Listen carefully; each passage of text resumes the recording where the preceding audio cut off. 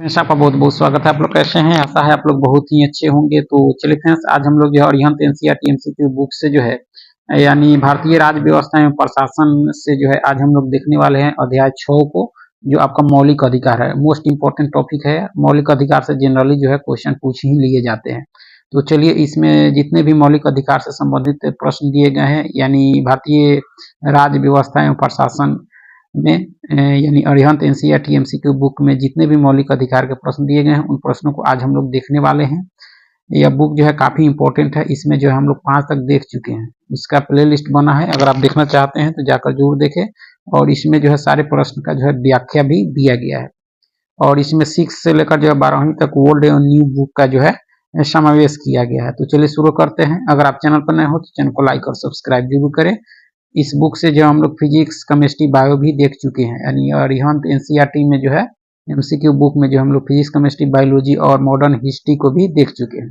अगर आप देखना चाहते हैं तो उसका प्लेलिस्ट बना है, जाकर देख सकते हैं। तो चलिए शुरू करते हैं मौलिक अधिकार से संबंधित मोस्ट इंपोर्टेंट प्रश्नों को। तो देख सकते हैं कि सबसे पहला प्रश्न है कि अधिकारों के घोषणा पत्र से संबंधित निम्नलिखित कथनों पर जो है विचार कीजिए। अधिकारों के घोषणा पत्र से संबंधित निम्नलिखित कथनों पर जो है विचार कीजिए और उपयुक्त में से कौन से कथन जो आपके सही नहीं है, कौन से कथन आपके सही नहीं है। तो पहला कहता है कि वर्ष जो है 1930 में मोतीलाल नेहरू जो है नेहरू समिति ने जो है अधिकारों का एक जो है घोषणा पत्र प्रस्तुत किया। यह कथन आपका सही नहीं है आपका, ठीक है। दूसरा कथन कहता है आपका कि जो है अधिकारों का घोषणा पत्र सरकार को जो है नागरिकों के अधिकारों के जो है विरुद्ध काम करने से जो है रोकता है और उसका जो है और उनका जो उल्लंघन हो जाने पर जो है उपचार सुनिश्चित करता है। यह कथन आपका सही है। पहला कथन सही नहीं है, दूसरा कथन आपका सही है।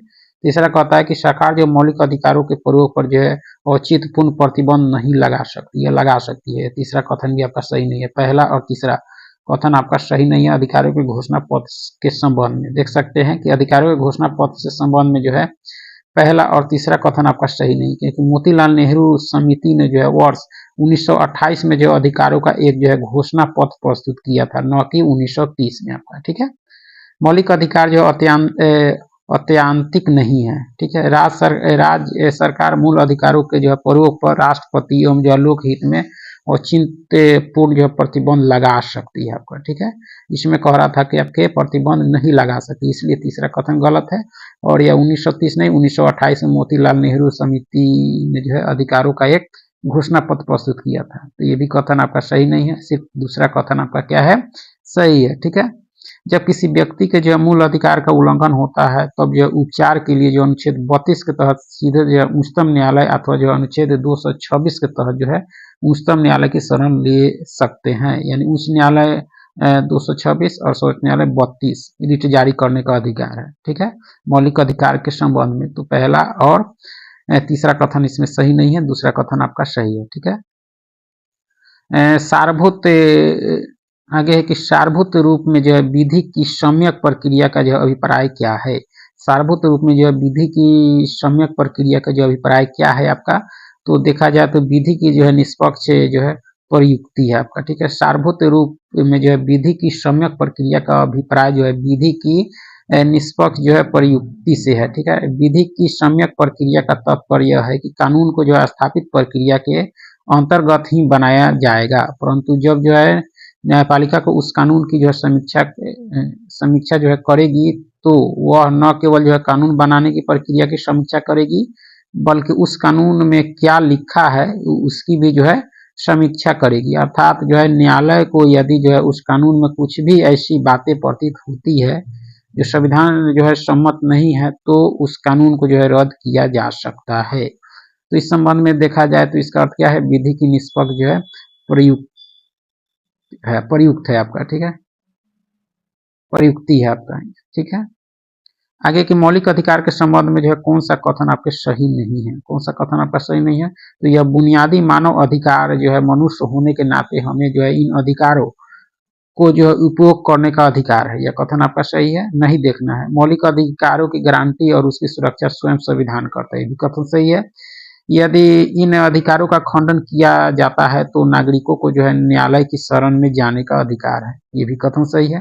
मूल अधिकारों में जो परिवर्तन करने के लिए जो संविधान में संशोधन करने की आवश्यकता नहीं होती है, यह कथन आपका सही नहीं है, क्योंकि आवश्यकता होती है। यदि चौथा कथन आपका सही नहीं है मौलिक अधिकारों के संबंध में। देख सकते हैं मौलिक अधिकारों के संबंध में कथन डी जो है सही नहीं, क्योंकि मौलिक अधिकार में परिवर्तन करने हेतु संविधान में संशोधन करना आवश्यक होता है आपका, ठीक है। मौलिक अधिकार नागरिकों को जो है राज्य द्वारा प्रदत्त अधिकार है, जिनका जो है समान परिस्थितियों में उल्लंघन नहीं किया जा सकता। मूल अधिकारों को यह नाम इसलिए दिया गया क्योंकि इन्हें जैसे संविधान के अनुच्छेद 12 से 35 में जो गारंटी एवं सुरक्षा प्रदान की गई। यह मूल इसलिए भी है क्योंकि यह जो है व्यक्ति के जो है चरमुखी विकास यानी भौतिक, बौद्धिक और नैतिक एवं आध्यात्मिक के लिए जो है आवश्यक है। वही आपका मौलिक अधिकार, जिसके बिना जीवन संभव नहीं है, ठीक है। आगे है कि नीचे दो कथन दिए गए हैं और कौन से कथन आपके सही है, कौन से गलत है। तो पहला कथन कहता है कि मौलिक अधिकार न्यायालयों में जो वाद योग नहीं है, यह कथन क्या है, यह आपका गलत है क्योंकि वाद योग है। दूसरा है कि राज्य के नीति सिद्धांत जो न्यायालयों में वाद योग है, यह कथन आपका सही नहीं है क्योंकि यह वाद योग नहीं है और मौलिक अधिकार वाद योग है। तो इसमें देखा जाए कथन 1 और कथन 2 दोनों आपका क्या है, गलत है आपका, ठीक है। देख सकते हैं मौलिक अधिकार न्यायालय में जो वाद योग है क्योंकि मौलिक अधिकार के हनन होने पर कोई भी व्यक्ति जो संविधान के अनुच्छेद 32 के अंतर्गत सर्वोच्च न्यायालय में जा सकता है। इसी प्रकार जो अनुच्छेद 226 में भी ये जो है उपबंध किया गया है कि मौलिक अधिकारों के हनन होने पर व्यक्ति उच्च न्यायालय में अपील दायर कर सकता है। राज्य के जो है नीति निर्देशक सिद्धांत जो है न्यायालय में विवाद योग नहीं है, क्योंकि अनुच्छेद 37 में जो है उल्लिखित है कि इसे जो है न्यायालय में चुनौती नहीं दी जा सकती। यह राज्य को जो है एक, ठीक है। आगे की भारतीय संविधान के मौलिक अधिकारों के संबंध में जो निम्नलिखित कथनों पर विचार कीजिए। उपयुक्त में से जो है कौन से कथन आपके सही हैं, कौन से कथन आपके सही हैं। तो देखा जाए तो भारतीय संविधान में जो मौलिक अधिकारों को जो सूचीबद्ध किया गया है और इसकी सुरक्षा के लिए जो है विशेष प्रावधान किए गए हैं, कथन आपका सही है, ठीक है।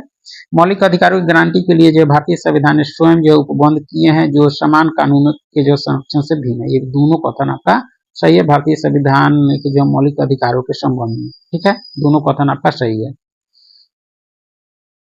आगे है कि निम्नलिखित में से कौन सा कथन जो है मौलिक अधिकारों का जो है सबसे सटीक वर्णन है, कौन सा है। तो संविधान द्वारा प्रदत्त और सुरक्षित जो है समस्त अधिकार, यह जो है सबसे सटीक वर्णन है मौलिक अधिकारों के संबंध में, ठीक है। देख सकते हैं दिए कथनों में से जो 3 मौलिक अधिकारों का जो सबसे सटीक वर्णन, मौलिक अधिकार पर जो संविधान द्वारा प्रदत्त और सुरक्षित जो है समस्त अधिकार है। समान कानूनों को जो संसद कानून बनाकर परिवर्तित कर सकती है, लेकिन मौलिक अधिकारों में परिवर्तन के लिए जो संविधान में संशोधन करना पड़ता है, ठीक है। आगे के निम्नलिखित में से कौन से जो अधिकार मौलिक अधिकारों की जो है श्रेणी में शामिल है, कौन सा आपका शामिल है। तो देख सकते हैं पहला है कि धार्मिक स्वतंत्रता का अधिकार मौलिक अधिकार है, ठीक है।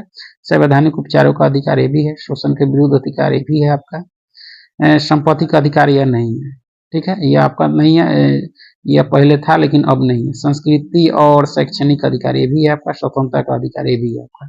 इसमें संपत्ति का अधिकार आपका नहीं है क्योंकि सारे जो है मौलिक अधिकार के श्रेणी में।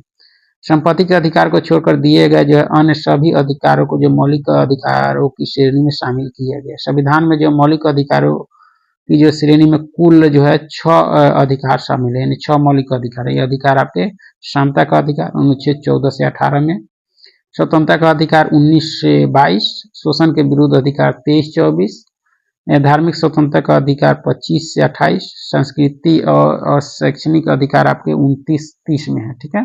संवैधानिक उपचारों का अधिकार अनुच्छेद 32 में। इस तरह से देख सकते हैं 6 मौलिक अधिकार और उससे संबंधित अनुच्छेद आपके दिए गए हैं आपने, ठीक है। समता के अधिकार के संदर्भ में जो है विचार कीजिए। उपयुक्त कथनों में से कितने कथन आपके सही नहीं है। समता के संदर्भ में जो है कितने कथन आपके सही नहीं है। तो इस संबंध में देखा जाए तो केवल 2 कथन आपके सत्य नहीं है। पहला कथन कहता है कि समता का अधिकार सभी व्यक्तियों को जो समान रूप से विशेषाधिकारों तथा तो जो है अवसरों का उपयोग करने का अधिकार देता है। यह कथन आपका सही नहीं है। यह जो है राज्य द्वारा धर्म, जाति, वंश, लिंग तथा जन्म स्थान पर विभेद को जो वर्जित करता है। यह कथन आपका सही है, सही नहीं देखना है, पहला सही नहीं है। समानता का अधिकार जो है 6 प्रकार की समानता का वर्णन करता है। ये भी कथन आपका सही नहीं है। तो देख सकते हैं पहला और तीसरा कथन आपका सही नहीं है किसके, समता के अधिकार के संबंध में। जो देख सकते हैं पहला तीसरा सही नहीं, क्योंकि समता का अधिकार सभी नागरिकों को जो है समान रूप से विशेष अधिकारों तथा अवसरों का जो उपयोग करने का अधिकार देता है, न कि सभी व्यक्तियों को समानता का अधिकार जो है 6 प्रकार की समानता का वर्णन नहीं करता आपका, ठीक है, बल्कि 5 प्रकार की समानता का वर्णन करता है। जैसे अनुच्छेद 14 में जो है कानून के समक्ष समानता, अनुच्छेद 15 में जो है धर्म, लिंग, जाति, जन्म पर जो है विभेद का निषेध, अनुच्छेद 16 में जो है रोजगार के अवसर की समानता, अनुच्छेद 17 में छुआछूत का अंत तथा अनुच्छेद जो है 18 में उपाधियों का अंत आदि उपबंध किए गए हैं। यानी 5 प्रकार की समानता का वर्णन करता है, जबकि इसमें कह रहा था 6 प्रकार की, इसलिए तीसरा कथन सही नहीं है। चलिए आगे कि समता का अधिकार जो अनुच्छेद 14 से 18 के संबंध में निम्न कथनों पर विचार कीजिए और उपयुक्त में से कितने कथन आपके सही नहीं है। कितने कथन आपके सही नहीं है, देखना है कितने कथन सही नहीं है। तो इसमें जो है केवल आपके 2 कथन आपके सही नहीं है, 2 कथन आपके सही नहीं है। पहला कहता है कि अनुच्छेद 14 जो है विधि के समक्ष समता तथा भारतीय भू क्षेत्र के जो है सभी व्यक्तियों को विधि द्वारा जो है समान संरक्षण की व्यवस्था करता है। यह कथन आपका सही है। सही नहीं देखना है, उसको देखना है, ठीक है। अनुच्छेद 15 जो है सार्वजनिक पदों पर नियुक्ति के संबंध में जो सभी नागरिकों को जो है समान अवसर प्रदान करने से संबंधित है। यह कथन आपका सही नहीं है आपका, ठीक है, देख सकते हैं। क्योंकि अनुच्छेद 15 के अंतर्गत केवल धर्म, मूल, वंश, लिंग, जाति, जन्म स्थान या जो है इनमें से किसी भी आधार पर जो है नागरिकों के बीच भेदभाव करने से जो है राज्य को प्रतिबंधित जो है करता है आपका, ठीक है। इस तरह से देखा जाए तो दूसरा कथन आपका सही नहीं है, ठीक है। तीसरा है कि अनुच्छेद 16 धर्म, प्रजाति, जाति, लिंग या जन्म स्थान में जो है किसी के भी जो है आधार पर नागरिकों में विभेद की अस्वीकृति करता है। ये भी कथन आपका सही नहीं है, क्योंकि अनुच्छेद 16 जो है राज्यों के अधीन अथवा जो सार्वजनिक पदों पर नियोजन अथवा नियुक्ति के संबंध में जो सभी नागरिकों को समान अवसर प्रदान करता है। इस संदर्भ में केवल जो है धर्म, मूल, वंश, जाति, लिंग, जन्म स्थान, उद्भव एवं निवास के आधार पर नागरिकों के साथ कोई भेदभाव नहीं किया जाएगा, ठीक है। तो इस तरह से देखा जाए तो तीसरा कथन भी आपका क्या है, सही नहीं है। चौथा अनुच्छेद 18 जो उपाधियों के जो है लोप से संबंधित उपाधियों का अंत करता है, ये कथन सही है। पहला और चौथा कथन सही है, दूसरा कथन आपका सही और तीसरा कथन आपका सही नहीं है, ठीक है। समता का अधिकार 14 से 18 के संबंध में। आगे के निम्नलिखित कथनों पर विचार कीजिए। और पहला कथन कहता है कि भारत में जो है उच्चतम न्यायालय ने अपने कतिपय निर्णयों में यह जो है विचार किया कि भारत में जो संविधान के अनुच्छेद 16(4) के अधीन जो है बनाई गई आरक्षण नीतियां जो है प्रशासन की जो है दक्षता को बनाए रखने के लिए जो है अनुच्छेद 335 द्वारा सीमित होगी। यह कथन आपका क्या है, सही है आपका, ठीक है। दूसरा कथन कहता है कि भारत के संविधान के अनुच्छेद जो है 335 प्रशासन की दक्षता पद को जो है परिभाषित करता है। यह कथन आपका सही नहीं है, दूसरा गलत है, पहला सही है, दूसरा गलत है। 335 जो है आपका देख सकते हैं भारत के जो है उच्चतम न्यायालय ने जो है नागराज अन्न बनाम भारत संघ तथा जो है Uttar Pradesh power corporation limited बनाम राजेश कुमार और अन्य मामलों में यह जो है विचारण किया कि भारत के संविधान के अनुच्छेद जो है 16(4) के अधीन जो है बनाई गई आरक्षण नीतियां प्रशासन की दक्षता को बनाए रखने के लिए जो अनुच्छेद 335 द्वारा जो है सीमित होगी। अर्थात अनुच्छेद 16 के अंतर्गत प्रदान किए गए आरक्षण और अनुच्छेद 335 के अंतर्गत दक्षता के बीच एक संतुलन होना चाहिए। दो सही नहीं, क्योंकि अनुच्छेद 335 दक्षता को जो है परिभाषित नहीं करता। इस अनुच्छेद के अंतर्गत जो सेवाओं और पदों के लिए जो अनुसूचित जातियों और अनुसूचित जनजातियों के दावे का उल्लेख करता है। तो इस तरह से देखा जाए तो दूसरा कथन आपका क्या है, सही नहीं है, क्योंकि SC ST से संबंधित जो है संबंधित है आपका। चलिए आगे है कि भारतीय संविधान के अनुच्छेद 18 के संदर्भ में जो निम्नलिखित कथनों पर विचार कीजिए और उपयुक्त में से कौन से कथन आपके सही हैं, कौन से कथन सही है अनुच्छेद 18 के संदर्भ में। तो देखा जाए आपका तो भारत का जो है कोई भी नागरिक विदेशी राज्य से जो उपाधि प्राप्त कर सकता है, यह कथन सही नहीं है, ठीक है। दूसरा कि बालाजी राघवन बनाम भारत संघवाद 1996 में सर्वोच्च न्यायालय ने जो है यह अवधारित किया कि पद्म विभूषण, पद्म भूषण एवं पद्म जो है श्री उपाधियां हैं, परंतु ये जो है पुरस्कार जो है समानता के अधिकार का उल्लंघन करते हैं। ये दोनों जो है देखा जाए तो इसमें कोई भी कथन जो है आपका सही न तो 1 और न ही 2 जो है कथन आपका सही है, ठीक है। भारतीय संविधान के अनुच्छेद 18 के संदर्भ में कोई भी कथन आपका सही नहीं है, क्योंकि अनुच्छेद 18(2) के अनुसार जो है भारत का कोई भी नागरिक किसी विदेशी राज्य से जो है कोई भी उपाधि प्राप्त नहीं कर सकता, ठीक है। इसमें कह रहा है कि ये उपाधि प्राप्त कर सकता है पहला, इसलिए पहला कथन आपका सही नहीं है, ठीक है। कर सकता, जबकि भारतीय संविधान भाग 3 के अनुसार जब किसी विदेशी नागरिक ने जो है राज्य में कोई विश्वास अथवा जो है लाभ का पद धारण किया हुआ है, तब जो है राष्ट्रपति की अनुमति के बिना जो उपाधि प्राप्त नहीं कर सकते। ठीक है। अनुच्छेद 18(1) के अनुसार बालाजी राघवन बनाम भारत संघवाद 1996 में जो है सर्वोच्च न्यायालय ने यह जो है अवधारित किया कि भारत रत्न, पद्म विभूषण, पद्म भूषण और पद्म श्री अलंकार उपाधि नहीं है, बल्कि यह जो है समान है तथा जो है इनका जो है प्रयोग अलंकृत व्यक्तियों के नाम के आगे अथवा जो है पीछे नहीं किया जा सकता। ठीक है। तो इसमें कोई भी कथन आपका सही नहीं है अनुच्छेद 18 के संदर्भ में। ठीक है।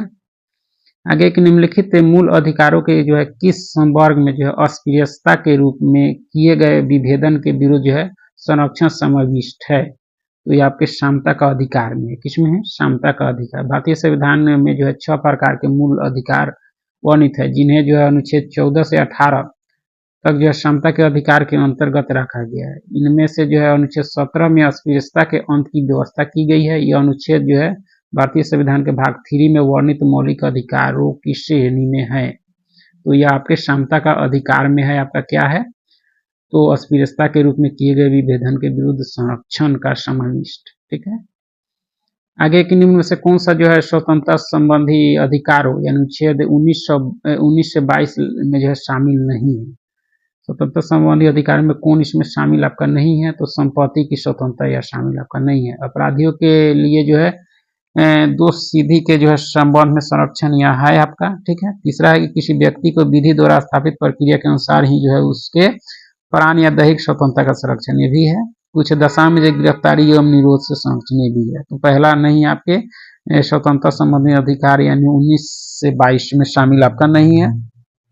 देख सकते हैं संपत्ति की स्वतंत्रता अनुच्छेद जो है 19 से 22 के अंतर्गत वर्णित स्वतंत्रता के अधिकार में शामिल नहीं है, बल्कि संपत्ति का अधिकार जो वर्तमान में एक जो है विधिक यानी कानूनी अधिकार है, शेष सभी जो है स्वतंत्रता संबंधी अधिकारों के अंतर्गत शामिल है। ठीक है।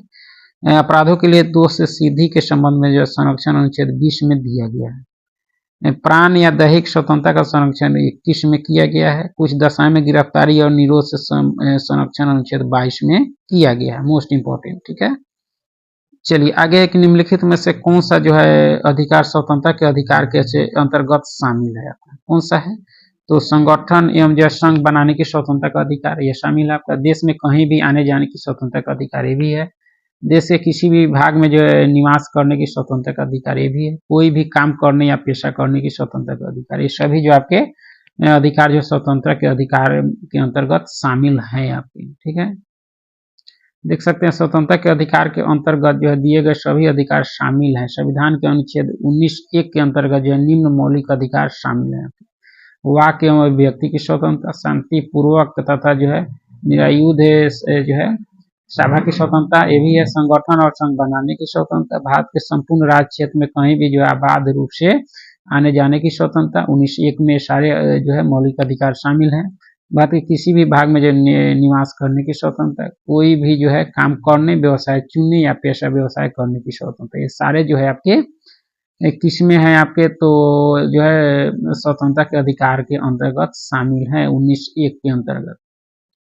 आगे की अभिव्यक्ति की स्वतंत्रता के अधिकार के अंतर्गत जो है कोई व्यक्ति अपने विचार को जो है किस रूप में व्यक्त कर सकता है? तो बोलकर, लिखकर, कोई चित्र या कलाकृति बनाकर, ये सभी प्रकार से जो है व्यक्त कर सकता है अपनी अभिव्यक्ति को।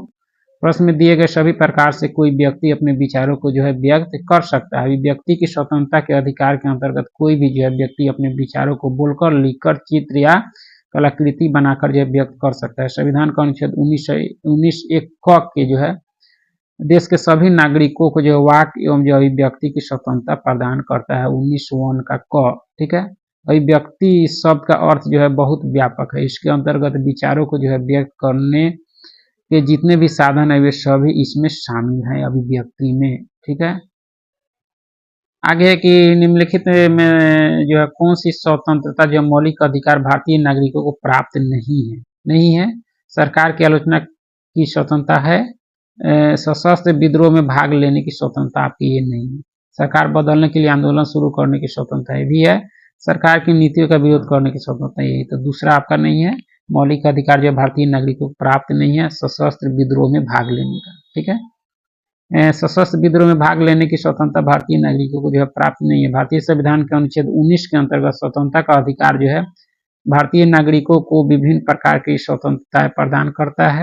अभिव्यक्ति की स्वतंत्रता लोकतंत्र में एक जो है प्रभावी मौलिक अधिकार है। सरकार की आलोचना, उसे बदलने के लिए आंदोलन करना तथा सरकार की जो है नीतियों का विरोध करने की स्वतंत्रता लोगों को प्राप्त है। तो आपका दो नहीं है भारतीय नागरिकों को मौलिक अधिकार। ठीक है, आगे के निम्नलिखित में से किस आधार पर जो है राज्य को भाषण और अभिव्यक्ति की स्वतंत्रता के अधिकार पर जो है युक्त प्रतिबंध लगाने का अधिकार प्राप्त है? तो लोक व्यवस्था पर, न्यायालय की अवमानना पर, विदेशी राज्यों के साथ मैत्रीपूर्ण संबंध पर। इन सभी स्थितियों में जो है राज्य को भाषण और अभिव्यक्ति की स्वतंत्रता के अधिकार पर जो है युक्त प्रतिबंध लगाने का अधिकार प्राप्त है आपका। ठीक है, देख सकते हैं प्रश्न में दिए गए सभी आधार पर राज्य को जो भाषण और अभिव्यक्ति की स्वतंत्रता के अधिकार पर जो युक्त जो प्रतिबंध लगा सकता है। भारतीय संविधान के अनुच्छेद 19(2) के अंतर्गत राज्य को जो है कुछ आधारों पर प्रतिबंध लगाने का अधिकार प्राप्त है, जैसे भारत की संप्रभुता, अखंडता, राज्य की जो है सुरक्षा, विदेशी राज्यों के साथ मैत्रीपूर्ण संबंध, लोक व्यवस्था, शिष्टाचार अथवा जो है सदाचार, न्यायालय की अवमानना और जो है मान हानि एवं जो है अपराध उद्दीपन के संबंध में आदि पर जो है राज्य प्रतिबंध लगा सकता है। ठीक है, आगे है कि निम्नलिखित में से कौन जो है भारतीय संविधान के अनुच्छेद 20 का जो है हिस्सा नहीं है? दोहरे दंड की धारा यह है आपका, कार्योत्तर विधि ये भी है, यातना के विरुद्ध निषेध यह नहीं है आपका। ठीक है, अनुच्छेद 20 के हिस्सा नहीं है। स्वयं अपने विरुद्ध जो है साक्षी होने से निषेध यह है आपका। तो देख सकते हैं यातना के विरुद्ध निषेध भारतीय संविधान के अनुच्छेद 20 का जो है हिस्सा नहीं है, क्योंकि यह जो है अनुच्छेद जो है व्यक्तियों को अपराधों के लिए जो है दोष से सिद्धि के संबंध में जो है संरक्षण प्रदान करता है। इसके अंतर्गत किसी अपराध के आरोपित व्यक्ति को जो अनुच्छेद 20(1) के अंतर्गत जो है कार्योत्तर विधियों से जो है संरक्षण, अनुच्छेद 20(2) के अंतर्गत जो है दोहरे दंड से संरक्षण और अनुच्छेद 20(3) के अंतर्गत जो है आत्म अभिशंसन यानी स्वयं के विरुद्ध साक्ष्य देने से जो है संरक्षण प्रदान करता है। तो आपका कौन सा नहीं है? यातना के विरुद्ध निषेध आपके अनुच्छेद 20 का हिस्सा नहीं है। ठीक है, निम्नलिखित कथनों पर विचार कीजिए और इसमें देखना है कितने कथन आपके सही नहीं है। तो पहला कहता है कि अनुच्छेद 20 में यह वर्णित है कि एक ही जो है अपराध के लिए एक से लिखित जो है अधिक बार न तो किसी पर मुकदमा चलाया जा सकता है न ही उसे दंड दिया जा सकता है। यह कथन सही है। अनुच्छेद 21 जो है कुछ दशा में गिरफ्तारी और निषेध से जो है संरक्षण प्रदान करता है। यह कथन आपका सही नहीं है। ठीक है, अनुच्छेद 22 के अनुसार जो है किसी व्यक्ति को विधि द्वारा स्थापित प्रक्रिया के बिना जो है उसके प्राण एवं जो है व्यक्ति के स्वतंत्रता से जो वंचित नहीं किया जा सकता। यह भी कथन आपका सही नहीं है। ठीक है, तो दूसरा और तीसरा कथन आपका सही नहीं है। अनुच्छेद 22 में यह जो है व्यवस्था है कि गिरफ्तार व्यक्ति को जो 24 घंटे के अंदर जो निकटतम न्यायाधीश के जो है सम्मुख पेश किया जाना चाहिए। कथन आपका सही है। तो देख सकते हैं कि दूसरा और तीसरा कथन आपका सही नहीं है, क्योंकि अनुच्छेद 21 में उल्लेख किया गया है कि किसी व्यक्ति को जो है उसके प्राण एवं दैहिक जो है स्वतंत्रता से विधि द्वारा जो है स्थापित प्रक्रिया के अनुसार ही जो है वंचित किया जा सकता है, अन्यथा नहीं। जबकि अनुच्छेद 22 कुछ दशाओं में जो है गिरफ्तारी और निरोध से जो है संरक्षण प्रदान करता है। इस अनुच्छेद के अनुसार जो है जब कभी कोई भी व्यक्ति गिरफ्तार किया जाता है तो यथाशीघ्र उसे जो है उन कारणों से जो अवगत कराया जाएगा जिसके आधार पर जो है उसे गिरफ्तार किया गया है। तो इसमें देखा जाए तो आपका जो है दूसरा और तीसरा कथन सही नहीं है, बल्कि पहला और चौथा कथन आपका क्या है? आगे के निम्नलिखित कथनों पर विचार कीजिए और कौन से कथन आपके सही नहीं है। तो पहला कथन है ऐसा व्यक्ति जो किसी निवारक निरोध अधिनियम के अंतर्गत गिरफ्तार किया गया है पूर्णतः जो है असहाय नहीं है, उसका मामला एक जो है परामर्शदात्री बोर्ड के सम्मुख 3 महीने के अंदर रखना आवश्यक है। यह कथन सही है। ऐसे परामर्शदात्री बोर्ड में वे व्यक्ति नियुक्त किए जाते हैं जो उच्चतम न्यायालय के न्यायाधीश पद पर जो नियुक्त किए जाने योग्य हो। यह कथन आपका सही नहीं है। ठीक है, देख सकते हैं दूसरा कथन आपका सही नहीं, क्योंकि अनुच्छेद 22 के अंतर्गत किसी निवारक निरोध अधिनियम के अंतर्गत गिरफ्तार व्यक्ति के जो है संबंध में गठित होने वाले बोर्ड में वे व्यक्ति नियुक्त किए जाते हैं जो किसी उच्च न्यायालय के न्यायाधीश के पद पर नियुक्त किए जाने योग्य हो, ठीक है, न कि उच्चतम न्यायालय के, ठीक है।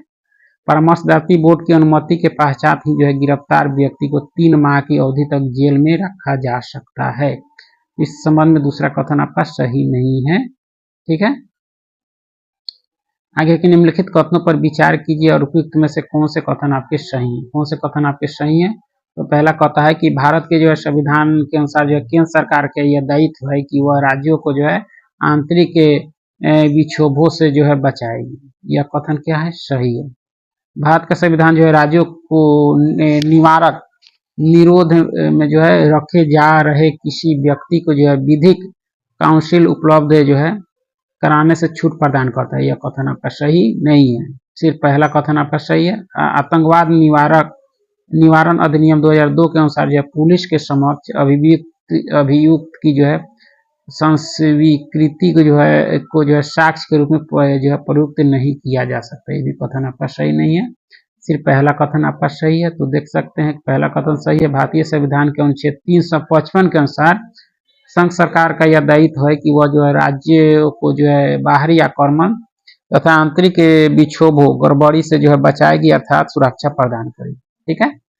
पहला कथन आपका सही है। दूसरा तीसरा सही नहीं, क्योंकि भारतीय संविधान के अनुच्छेद 22 में जो है निवारक निरोध संबंधी प्रावधान है। इसके अंतर्गत भारत का जो है संविधान राज्यों के निवारक निरोध में रखे जा रहे किसी व्यक्ति को जो है विधिक काउंसिल उपलब्ध कराने से जो है छूट प्रदान नहीं कर सकता, आपका छूट प्रदान नहीं कर सकता, जबकि इसमें कह रहा है कि आपकी छूट प्रदान कर सकता है। इसलिए दूसरा कथन आपका सही नहीं है, ठीक है।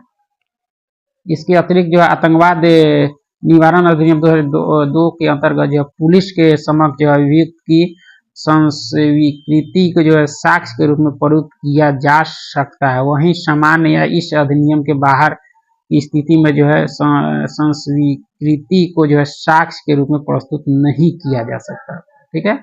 इस तरह से देखा जाए तो तीसरा कथन भी आपका सही। शोषण के विरुद्ध अधिकार के अंतर्गत जो है निम्नलिखित में से कौन से कथन आपके सही है? शोषण के विरुद्ध अधिकार के अंतर्गत कौन से कथन आपके सही है? तो लोगों के जो है अवैध व्यापार पर निषेध करना, ये सही है आपका। किसी प्रकार के बेगार या जो जबरन काम लेने का निषेध, ये दोनों कथन आपका क्या है? आपका सही है, ठीक है। बाल मजदूरी का निषेध जिनके अंतर्गत 18 वर्ष से कम आयु के बच्चे तो जो किसी कारखाने, खदान या रेलवे जैसे जोखिमपूर्ण काम में लगाने पर प्रतिबंध, यह कथन आपका सही नहीं है, ठीक है। देख सकते हैं शोषण के विरुद्ध अधिकार के अंतर्गत 1 और 2 जो है शामिल है। संविधान के अनुच्छेद 23 के अंतर्गत जो है मनुष्य जाति के अवैध व्यापार, क्रय विक्रय, बेगार या जबरन काम कराने और बाल श्रम को निषेध किया गया था, ठीक है। उल्लेखनीय है कि बेगार प्रथा में जो है मजदूरों को अपने स्वामी या मालिक के लिए जो है बिना मजदूरी अथवा जो है बहुत ही कम अनाज आदि के लिए जो जबरन काम करना पड़ता है, और जब यही काम मजदूर को जो है आजीवन करना पड़ जाता है तो उसे जो है बंधुआ मजदूरी कहा जाता है आपका, ठीक है। और कथन 3 जो है शोषण के विरुद्ध अधिकार में शामिल नहीं है, क्योंकि अनुच्छेद 24 के अंतर्गत जो है 14 वर्ष से कम आयु के, न कि 18 वर्ष से कम आयु के बच्चों को जो है कारखानों, थानों या जो है अन्य किसी जोखिमपूर्ण कार्य में लगाने को निषेध किया गया आपका। तो इस तरह से तीसरा कथन आपका तो आपका क्या है? तो पहला कथन ही सही है। पहला और दूसरा कथन सही है, तीसरा कथन आपका सही नहीं है। आगे के निम्नलिखित कथनों पर विचार कीजिए। उपयुक्त में से कौन से कथन आपके सही हैं? कौन से कथन आपके सही हैं? तो पहला कहता है कि अनुच्छेद 25 के अंतर्गत लोक व्यवस्था के अधीन रहते हुए सभी व्यक्तियों को जो है अंतःकरण की स्वतंत्रता का और धर्म को जो है अबाध रूप से जो है मानने का अधिकार प्राप्त है। यह कथन आपका सही है। अनुच्छेद 26 यह व्यवस्था करता है कि किसी भी व्यक्ति को ऐसे करों को जो है देने के लिए बाध्य नहीं किया जाएगा जिसकी जो है जमा राशि से किसी विशेष धर्म का जो है पोषण किया जाता है। यह कथन आपका सही नहीं है, ठीक है। तो सिर्फ इसमें पहला कथन आपका सही है, दूसरा कथन आपका सही नहीं है। देख सकते हैं कि दूसरा कथन आपका सही नहीं है। अनुच्छेद 26 में जो है उपबंध किया गया है कि प्रत्येक धार्मिक संप्रदाय को जो है धार्मिक संस्थाओं की स्थापना, उनके पोषण और अपने जो है धर्म विषयक के कार्यों का जो प्रबंध करने का जो है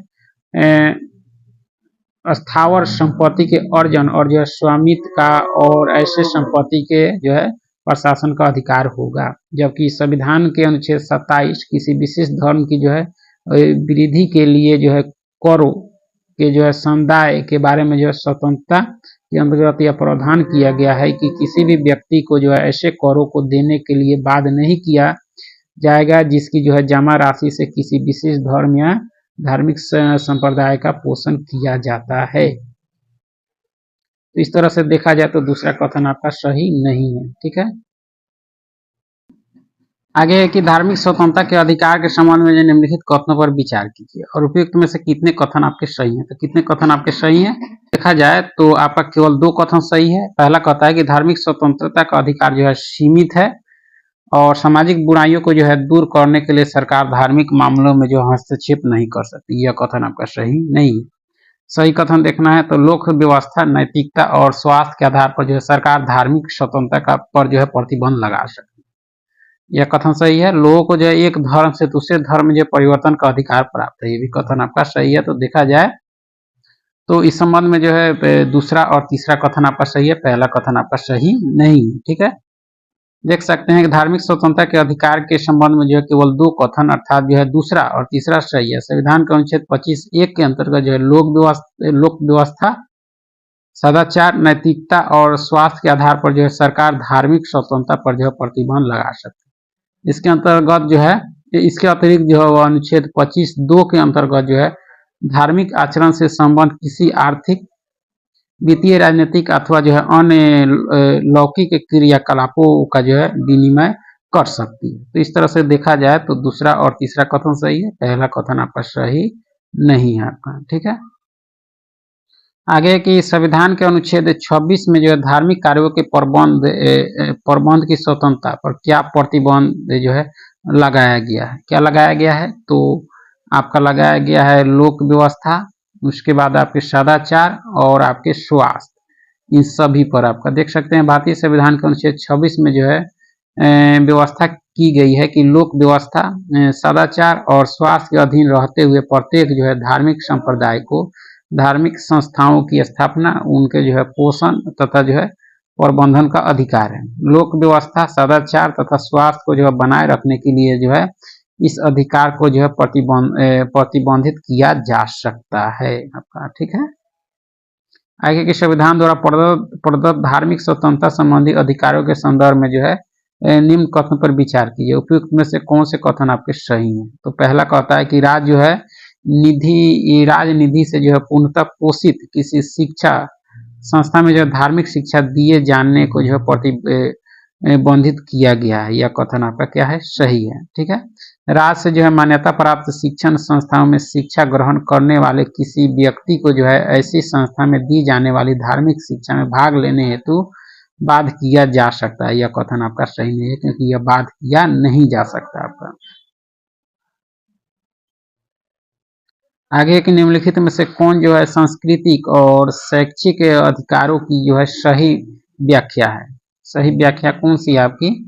तो देख सकते हैं कि जो है भाषाई और धार्मिक अल्पसंख्यक अपने बच्चे के लिए जो है विद्यालय खोल सकते हैं और उनके लिए जो है इन विद्यालयों को जो है आरक्षित कर सकते हैं। यह जो है आपका सांस्कृतिक और शैक्षिक अधिकारों का जो है सही व्याख्या है आपका। ठीक है, संस्कृति और शैक्षिक अधिकारों की जो है सही व्याख्या कथन सी है। भारतीय संविधान के अनुच्छेद 30 में जो है सांस्कृतिक और शैक्षिक जो अधिकारों के संरक्षण का प्रावधान है। इसके अंतर्गत जो किसी भी भाषाई और धार्मिक अल्पसंख्यक समुदाय को जो है अपने शैक्षणिक संस्थाओं की स्थापना और इसके जो है प्रबंधन का अधिकार है। भाषाई और धार्मिक अल्पसंख्यक अपने बच्चों के लिए जो है विद्यालयों की स्थापना कर उनके लिए जो है इसे आरक्षित कर सकते हैं अनुच्छेद 30। ठीक है, भारतीय नागरिकों को अनुच्छेद 29 के अंतर्गत किस प्रकार का जो है मौलिक अधिकार प्राप्त है। 29 के अंतर्गत तो यह अपनी भाषा, लिपि या जो संस्कृति को संरक्षित करने का अधिकार है आपको अनुच्छेद 29 में आपका। ठीक है, भारतीय संविधान के अनुच्छेद 29 के अनुसार जो है भारत में रहने वाले किसी भी नागरिक को जिसकी जो अपनी कोई विशिष्ट भाषा, लिपि या संस्कृति है उसे बनाए रखने और संरक्षित करने का अधिकार प्राप्त होगा। इस अनुच्छेद में जो है यह उपबंध भी किया गया है कि किसी भी जो है नागरिक को धर्म, प्रजाति, जाति, भाषा या इनमें से किसी भी आधार पर जो है राज्य द्वारा पोषित या राजनिधि से जो है सहायता पाने वाली किसी शिक्षा संस्था में प्रवेश से वंचित नहीं किया जाएगा, अनुच्छेद 29 के अनुसार आपका। ठीक है, आगे के निम्नलिखित कथनों पर विचार कीजिए। उपरोक्त में से कितने कथन आपके सही नहीं है? कितने कथन आपके सही नहीं है? तो देखा जाए तो केवल एक कथन आपके सही नहीं है, और वो कौन सा सही नहीं है? तो पहला कहता है कि संवैधानिक उपचारों का अधिकार जो अनुच्छेद 32 में वर्णित है, ये सही है? सही नहीं देखना। अनुच्छेद 30 जो मौलिक अधिकारों को जो सुरक्षा प्रदान करने की व्यवस्था करता है, यह कथन आपका सही नहीं है। ठीक है, अनुच्छेद 32 के अंतर्गत जो है उच्चतम न्यायालय को संविधान द्वारा जो है प्रदत्त मौलिक अधिकारों को लागू करने के लिए जो आवश्यक निर्देश, आदेश या जो है लेख जारी करने का अधिकार प्राप्त है, यह कथन आपका सही है। दूसरा कथन आपका सही नहीं है। देख सकते हैं दूसरा सही नहीं, क्योंकि मौलिक अधिकारों को सुरक्षा प्रदान करने की व्यवस्था अनुच्छेद 32 के अंतर्गत की गई है, न कि अनुच्छेद 30 के अंतर्गत। ठीक है, अनुच्छेद 30 जो अल्पसंख्यकों को अपनी शिक्षण संस्थाएं स्थापित करने तथा उनका जो प्रबंधन करने की स्वतंत्रता देता है आपका। इस तरह से दूसरा कथन क्या है आपका सही नहीं है। आगे के संवैधानिक उपचारों का अधिकार अनुच्छेद 32 के अंतर्गत जो है न्यायालयों द्वारा विभिन्न प्रकार की रीटें जारी की जाती है। निम्न में से कौन सी रीट इसमें जो है शामिल नहीं है आपका? कौन सा नहीं है? तो बंदी प्रत्यक्षीकरण है, प्रमाणीकरण यह नहीं है आपका। ठीक है, अधिकार परीक्षा है, उत्प्रेषण है। देख सकते हैं अनुच्छेद 32 के अंतर्गत जो है प्रमाणीकरण रीट में जो है शामिल नहीं है। सर्वोच्च न्यायालय एवं उच्च न्यायालय द्वारा मौलिक अधिकारों के प्रवर्तन के लिए 5 प्रकार की रीटें जारी की जाती है। ये रीट है बंदी प्रत्यक्षीकरण, परमादेश, उत्प्रेषण, निषेध आदेश और आपके अधिकार परीक्षा। तो इसमें कौन नहीं है? तो प्रमाणीकरण नहीं है रीट में, 5 रीटों में ये आपका नहीं है। कि निम्न में से किसने जो है संवैधानिक उपचारों के अधिकार को जो है संविधान का हृदय और आत्मा की संज्ञा जो है प्रदान की? किसके द्वारा की गई? तो डॉक्टर बी आर अम्बेडकर के द्वारा जो है की गई थी। डॉक्टर बी आर अम्बेडकर ने जो संवैधानिक उपचारों के अधिकार को जो है संविधान का हृदय और आत्मा की संज्ञा थी। इनका मानना था कि जो है संवैधानिक उपचारों का अधिकार वह साधन है जिसके अंतर्गत जो है प्रत्येक नागरिक अपने मौलिक अधिकारों के उल्लंघन किए जाने पर जो सीधे सर्वोच्च न्यायालय या उच्च न्यायालय जा सकता है आपको। ठीक है, तो यह कही गई थी डॉक्टर बी आर अम्बेडकर के द्वारा। आगे कि संवैधानिक उपचारों के संबंध में जो है निम्न कथनों पर विचार कीजिए और कौन से कथन आपके सही हैं। उपयुक्त में से कौन से कथन आपके सही हैं संवैधानिक उपचारों के संबंध में? तो इसके अंतर्गत प्रत्येक नागरिक को यह अधिकार प्राप्त है कि वह जो है अपने मौलिक अधिकारों के उल्लंघन किए जाने पर सीधे जो है उच्च न्यायालय या सर्वोच्च न्यायालय जा सकता है। यह कथन आपका क्या है? सही है। सर्वोच्च न्यायालय उच्च न्यायालय जब मौलिक अधिकारों को लागू करने के लिए जो सरकार को कोई आदेश और निर्देश नहीं दे सकता, यह कथन आपका सही नहीं है। दूसरा कथन सही नहीं है।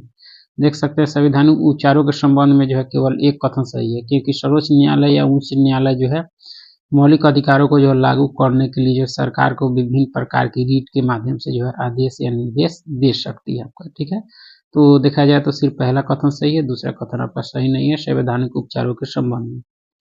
आगे की जब कोई भी जो है शासक, न्यायालय, निगम अथवा जो है सार्वजनिक अधिकारी अपने लिए जो है निर्धारित कर्तव्य का पालन नहीं करता है, तो उच्चतम न्यायालय उसे जो अपने कर्तव्य का पालन करने के लिए जो कौन सी रीट जारी करता है?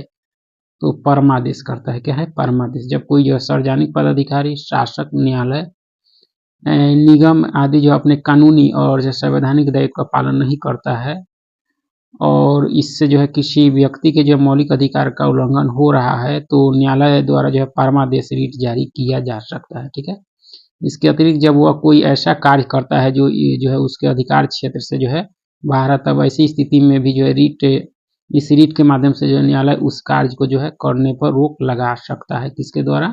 कौन से रीट? तो परमादेश, यानी हम आदेश देते हैं।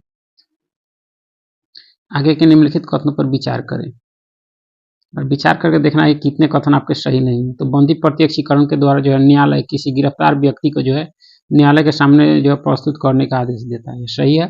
बंदी प्रत्यक्षीकरण के अंतर्गत यदि गिरफ्तारी का जो है तरीका या कारण गैर कानूनी या जो असंतोषजनक है, तो न्यायालय गिरफ्तार व्यक्ति को छोड़ने का जो है आदेश देता है। ये भी कथन सही है। अधिकार परीक्षा की जो है रीट उस समय जारी की जाती है जब कोई निचली अदालत या जो है सरकारी अधिकारी बिना अधिकार के कोई कार्य करता है। इसमें यह कथन सही नहीं है। ठीक है, तीसरा कथन आपका सही नहीं है। जब कोई निचली अदालत अपने अधिकार क्षेत्र का जो अतिक्रमण करके किसी मुकदमे की जो सुनवाई करती है तो उच्च न्यायालय या सर्वोच्च न्यायालय उसे जो है ऐसा करने से रोकने के लिए जो है निषेध आदेश जारी करता है। यह कथन आपका सही है। ठीक है, तो तीसरा कथन आपका सही नहीं है, क्योंकि अधिकार परीक्षा की रीट जो है न्यायालय द्वारा उस समय जारी की जाती है जब कोई व्यक्ति ऐसे पद पर नियुक्त हो गया है या धारण कर लिया है जिस पर जो उसका कानूनी अधिकार नहीं है। इस तरह जो है न्यायालय इस रीट के द्वारा जो है उस पद पर व्यक्ति को कार्य करने से जो है रोक देता है। किसी निचली अदालत या जो है सरकारी अधिकारी द्वारा बिना अधिकार के कोई कार्य करने पर जो है उत्प्रेषण रीट जो है को जारी किया जाता है। ठीक है, तो इस तरह से देख सकते हैं कि चौथा कथन सही है, तीसरा कथन आपका सही नहीं है। आगे के मौलिक अधिकारों के दो वर्ग हैं। कुछ अधिकार जो है केवल भारतीय नागरिकों को प्राप्त है, जबकि कुछ अधिकार जो है नागरिकों तथा विदेशी नागरिकों यानी दोनों को जो है प्राप्त है। नहीं, उनमें से कौन सा अधिकार मात्र जो है नागरिकों को प्राप्त है? तो आपका अनुच्छेद 15 है। कौन सा है? अनुच्छेद 15। अनुच्छेद 15 में वर्णित मूल अधिकार जो है केवल भारतीय नागरिकों को ही जो है प्राप्त है। यह अधिकार विदेशी नागरिकों को प्राप्त नहीं है। भारतीय संविधान द्वारा प्रदत्त मूल अधिकारों में जो है कुछ ऐसे अधिकार हैं जो भारतीय नागरिकों एवं जो विदेशियों को समान रूप से प्राप्त है, जबकि कुछ अधिकार ऐसे हैं जो केवल आपके भारतीय नागरिकों को प्राप्त है। ये अधिकार जो विदेशियों को भी प्राप्त नहीं है वे निम्नलिखित हैं। विदेशियों को प्राप्त ये सब नहीं है। अनुच्छेद 15 में जो है केवल ये धर्म, मूल वंश, जाति, लिंग, जन्म स्थान के आधार पर जो विभेद का जो है प्रतिषेध का उल्लेख। ठीक है, अनुच्छेद 16 में जो है लोक नियोजन के विषय के अवसर की समानता का उल्लेख, यह सिर्फ भारतीय नागरिकों को है। अनुच्छेद 19 में जो है विचार, अभिव्यक्ति, शांतिपूर्ण सम्मेलन, निर्बाध विचरण एवं जो है निवास तथा जो है संघ बनाने की स्वतंत्रता का उल्लेख किया गया। ठीक है, अनुच्छेद 29 में जो अल्पसंख्यकों को शिक्षा एवं संस्कृति संबंधी अधिकार सम्मिलित है। सभी में जो है जो केवल जो है ये मतलब भारत के नागरिकों को प्राप्त है। वे अधिकार जो विदेशियों को प्राप्त नहीं है, ये सभी जो है विदेशियों को प्राप्त नहीं है, सिर्फ भारतीयों को प्राप्त है। ठीक है, कि निम्नलिखित में से कौन सा अधिकार भारतीय नागरिकों और जो है विदेशी नागरिकों को समान रूप से प्राप्त है?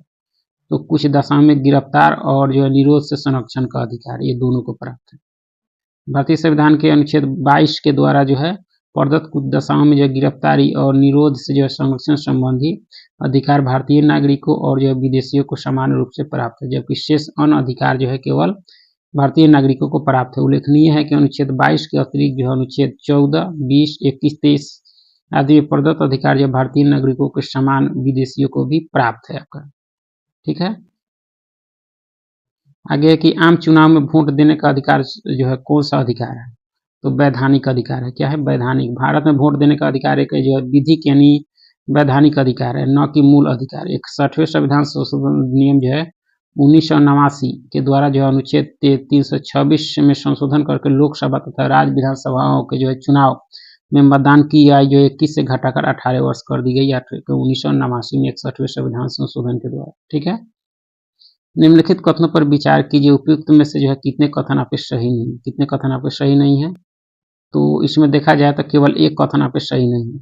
सर्वोच्च न्यायालय ने जो संपत्ति के अधिकार को मूल ढांचे का तत्व नहीं माना है, यह कथन सही है।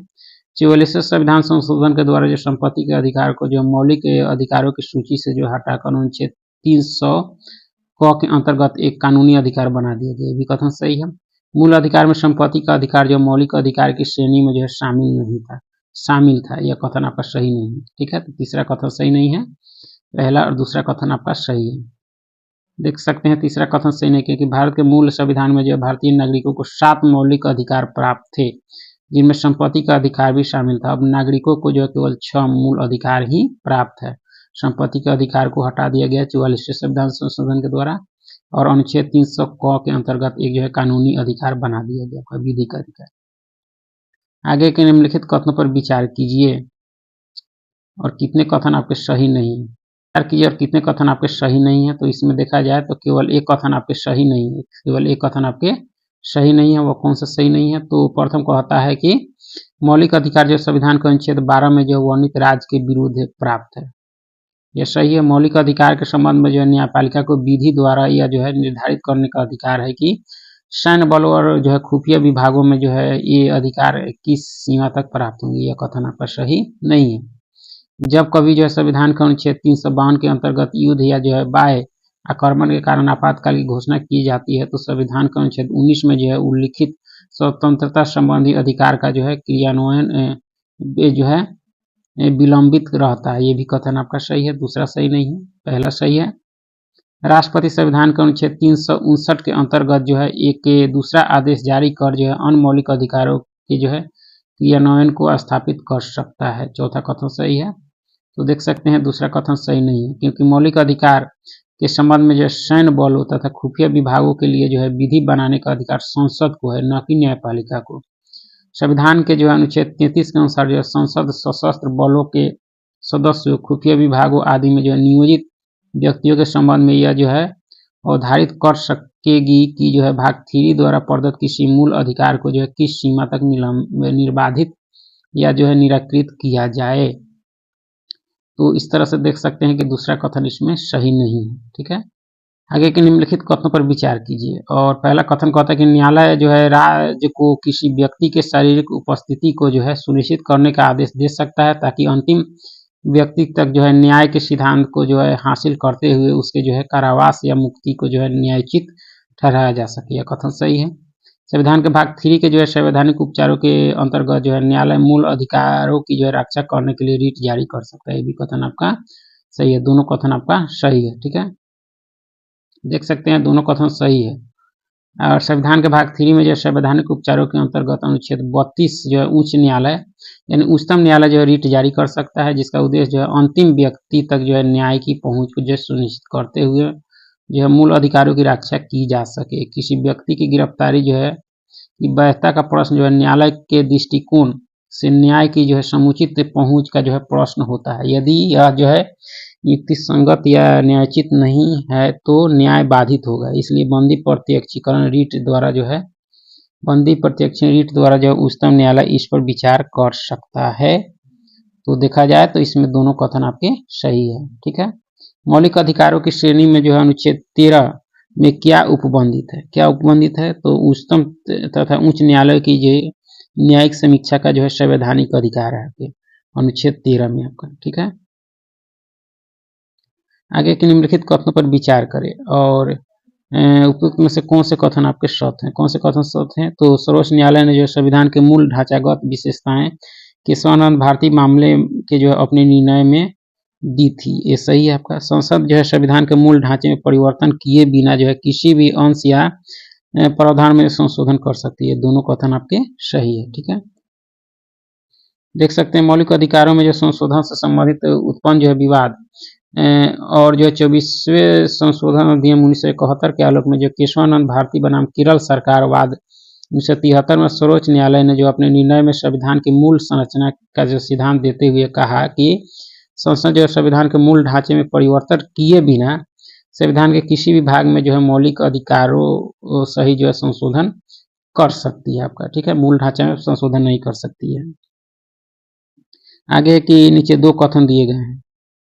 पहला कथन कहता है आपका कि 1973 में जो केशवानंद भारती मामले में जो सर्वोच्च न्यायालय द्वारा जो बुनियादी ढांचे के सिद्धांत को जो है प्रतिपादित किया गया, यह कथन आपका सही है।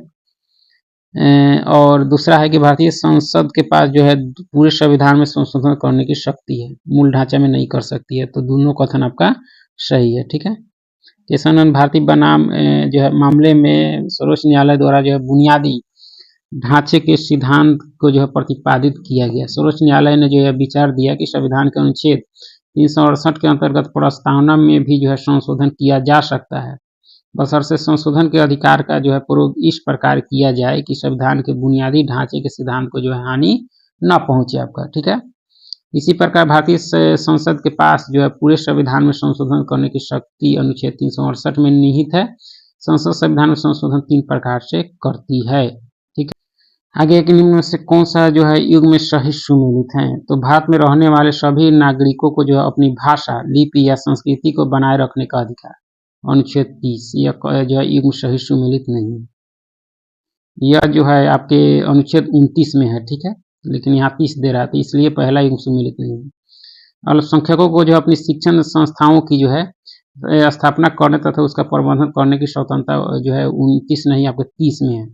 ठीक है, इसलिए दूसरा युग में सही सुमेलित नहीं है। तीसरा, कुछ दशा में गिरफ्तारी और निरोध से संरक्षण, भी सही सुमिलित नहीं होगा, ठीक है। अपराधों के लिए जो है दोष सिद्धि के संबंध में संरक्षण अनुच्छेद 20 यह कथन आपका क्या है, सही है, ठीक है। आगे की सूची 1 को सूची 2 के साथ मिलाना। सूची 1 में रीट और अर्थ दिए गए। बंदी प्रत्यक्षीकरण का अर्थ क्या है, तो सशरीर पेश करना, ठीक है। उत्प्रेषण का अर्थ है कि अधीनस्थ न्यायालय के आदेश को जो है रद्द करना। परमादेश इसका अर्थ है कि हमारा आदेश है।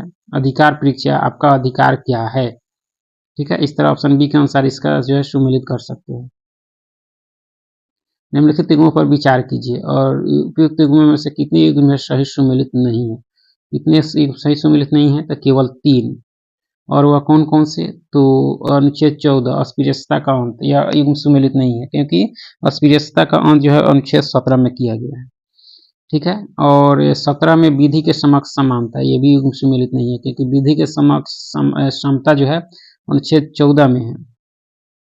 और तीसरा है कि अनुच्छेद 16(4) सरकारी नौकरियों में आरक्षण यह युग्म जो है सही सुमिलित नहीं है, ठीक है। 16(4) के अंतर्गत पिछड़े वर्गों के लिए जो सरकारी नौकरियों में आरक्षण का प्रावधान किया गया है, ठीक है। इस तरह से तीसरा युग्म भी सही सुमिलित नहीं है। चौथा है यानी अनुच्छेद 18 उपाधियों का अंत यह युग्म सही सुमिलित है। आगे के निम्नलिखित कथनों पर विचार कीजिए कितने युग्म सुमेलित हैं। तो पहला है कि अधिकार जो वस्तुतः नियमों और सिद्धांतों को जो है कायम रखने का जो है व्यक्ति समूह या देशों का जो है वादा होता है। यह कथन आपका क्या है, सही है। मानवाधिकार जो है सार्वभौमिक स्वरूप के होते हैं जो राज्य की स्थिति तथा जो है समय काल में जो परिवर्तित होते रहते हैं। यह युग्म सही सुमिलित नहीं है। मानव अधिकारों से जुड़ी जो है संधियों और हस्ताक्षर करने वाले पर जो है इसके पालन की कोई जो है बाध्यता नहीं होती। यह कथन भी गलत है आपका, यह बाध्यता होती है। तो देखा जाए तो कथन एक सही है। अधिकार वस्तुतः जो है नियमों और सिद्धांतों को जो है कायम रखने का जो है व्यक्ति समूह या देश का जो है वादा होता है। 2 और 3 सही नहीं, क्योंकि मूल अधिकार जो है सार्वभौमिक प्रकृति के होते हैं, किंतु ये राज्य की स्थिति या जो है समय काल में जो है परिवर्तित नहीं होते, बल्कि जो है अपनी नैसर्गिक प्रकृति में जो है सतत व्याप्त रहते हैं। क्योंकि प्रतिज्ञा पत्र संधि पर जो हस्ताक्षर करने वाले व्यक्ति जो है समूह या देश के ऊपर जो है प्रतिज्ञा पत्र में जो है अंतर्निहित नियमों और सिद्धांतों को जो लागू करने अथवा जो पालन करने की कानूनी बाध्यता होती है, ठीक है। तो इस तरह से देख सकते हैं कि जो है सिर्फ पहला कथन ही आपका सही है। आगे है कि पहला कथन कहता है आपका कि स्कूली शिक्षा प्रत्येक भारतीय का जो अधिकार बन चुका है। यह सही है आपका। कारण है कि भारतीय संविधान में मौलिक अधिकारों की सूची में जो शिक्षा के अधिकार को शामिल किया जा चुका है। ये भी कारण भी आपका सही है और जो है एक ही सही व्याख्या भी करता है आपका।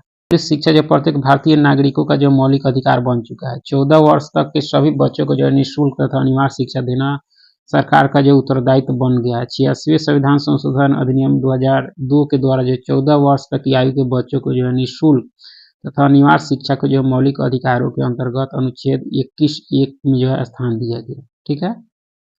आगे है कि निम्नलिखित में से किस संवैधानिक संशोधन अधिनियम द्वारा जो मौलिक अधिकारों की सूची से जो संपत्ति के अधिकार को हटाया गया। तो 44वें संविधान संशोधन 1978 के द्वारा जो है संपत्ति को अधिकार जो था उसको मौलिक अधिकार के श्रेणी से हटाकर विधिक अधिकार घोषित किया गया आपका, ठीक है। से कौन सा अधिकार जो भारतीय नागरिकों के साथ विदेशी नागरिकों को भी प्राप्त है, तो संवैधानिक उपचारों का अधिकार अनुच्छेद 32 सर्वोच्च न्यायालय और उच्च न्यायालय 226, ठीक है। आगे की सूची 1 को सूची 2 के साथ मिलाना। सूची 1 को सूची 2 के साथ तो देख सकते हैं संस्कृति और शिक्षा का अधिकार आपके अनुच्छेद 29 से 30 और आपके संवैधानिक उपचारों का अधिकार आपके अनुच्छेद 32, शोषण के विरुद्ध अधिकार आपके 23 से 24 और आपके समानता का अधिकार 14 से 18 है आपका। ऑप्शन डी इसका सही उत्तर होंगे। इस शिक्षा का अधिकार के संदर्भ में जो निम्नलिखित कथनों पर विचार कीजिए। कितने कथन सही है, तो संविधान का जो है 86वें संविधान जो है संशोधन 2002 में जो है भारत के संविधान में अतः जो है स्थापित अनुच्छेद 21 का मौलिक अधिकार के रूप में जो है 6 से 14 वर्ष की आयु समूह में जो सभी बच्चों को मुफ्त और अनिवार्य शिक्षा का प्रावधान करना है, ठीक है। या निःशुल्क और अनिवार्य जो है बाल शिक्षा अधिनियम 2009 अनुच्छेद 21 का जो है परिणामी विधान है। ये भी कथन सही है। आरटीआई अधिनियम जो है 1 अप्रैल 2009 को लागू किया गया, सही नहीं है, क्योंकि यह जो लागू किया गया था आपके देख सकते हैं 1 अप्रैल 2010 को लागू जो है हुआ था, न कि आपके 1 अप्रैल 2009 को, ये 2010 में 1 अप्रैल 2010 को लागू हुआ था, न कि आपके 1 अप्रैल 2009 को। तो इस तरह से चौथा कथन आपका सही नहीं है। ठीक है, आगे की 44वें संविधान संशोधन अधिनियम के संदर्भ में जो है विचार कीजिए और उपयुक्त में से कितने कथन आपके सही हैं। तो कितने कथन सही हैं? तो केवल 2 कथन सही हैं आपके। 2 कौन कौन से? तो पहला है कि इस संशोधन अधिनियम द्वारा जो है संपत्ति के अधिकार को जो है मूल अधिकार से प्रतिस्थापित कर विधिक अधिकार के रूप में जो है स्थापित कर दिया गया है। सही है। संविधान के प्रारंभ में जो संपत्ति का अधिकार अनुच्छेद 30A में जो है वर्णित था, जिसे 300A में जो है विधिक अधिकार के रूप में प्रतिस्थापित कर दिया गया। यह कथन सही नहीं है। ठीक है। तीसरा है कि यह संशोधन अधिनियम 1978 में पारित किया गया था। यह कथन आपका सही है। दूसरा कथन आपका सही नहीं है क्योंकि संविधान के प्रारंभ में जो संपत्ति का अधिकार अनुच्छेद 30A में नहीं बल्कि अनुच्छेद 31A में वर्णित था। ठीक है, जिसे 44वें संविधान संशोधन अधिनियम में 1978 द्वारा जो अनुच्छेद 300A में जो है विधिक अधिकार के रूप में जो है प्रतिस्थापित कर दिया गया। अनुच्छेद 300A में यह जो है प्रावधान किया गया है कि किसी व्यक्ति को जो है उसकी संपत्ति से विधि के जो है प्राधिकार से ही जो है वंचित किया जाएगा, अन्यथा नहीं आपका। ठीक है, तो इस तरह से देख सकते हैं इसमें जो है पहला और तीसरा कथन आपका सही है 44वें संविधान संशोधन अधिनियम के संबंध में। ठीक है।